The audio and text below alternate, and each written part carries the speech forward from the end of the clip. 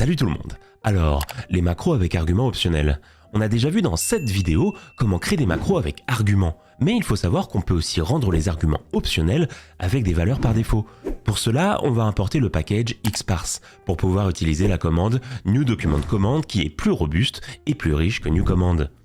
Pour créer une macro, avec ou sans argument, on écrit /newDocumentCommand, le nom de ta macro qui commence par backslash, et puis, entre accolades, autant de lettres M que d'arguments dans ta macro, puis enfin la définition de ta macro. Le M signifie mandatory pour indiquer que ce sont des arguments obligatoires. Ici, on a la macro \r qui n'a pas d'argument, donc il n'y a aucun M entre les accolades, et la macro \mat qui a deux arguments obligatoires, d'où les deux M. Pour créer une macro avec des arguments optionnels qui ont des valeurs par défaut, il suffit de remplacer un M par un O majuscule et la valeur par défaut entre accolades. Par exemple, mettre par défaut les valeurs N et R dans la macro mat. Ensuite, quand tu vas utiliser la macro, tu placeras les arguments optionnels entre crochets et les arguments obligatoires entre accolades. Si tu as plusieurs arguments optionnels et que tu veux spécifier le deuxième par exemple, il va falloir que tu spécifies aussi le premier, et dans l'ordre. Mais si tu veux n'en spécifier qu'un quand tu utilises la macro, il faut pouvoir distinguer les deux dans la création de cette macro. Pour cela, il faut remplacer le O par un D et mettre deux chevrons, puis la valeur par défaut entre accolades. Ensuite, pour appeler l'argument correspondant à D, il faudra placer l'argument entre chevrons.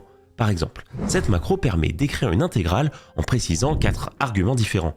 Le premier est optionnel et on donne une valeur par défaut, R, le second est optionnel également et sans valeur par défaut, le troisième est également optionnel mais d'un type différent pour modifier la variable d'intégration, et le quatrième est obligatoire, c'est la fonction à intégrer.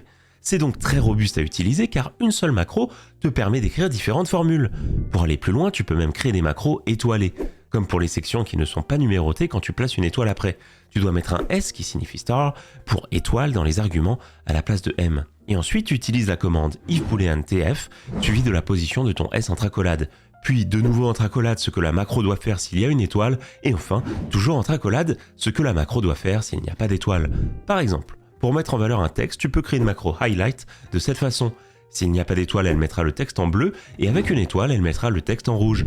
Il existe aussi le test if_no_value_tf que je détaille davantage en description. Allez, à la prochaine!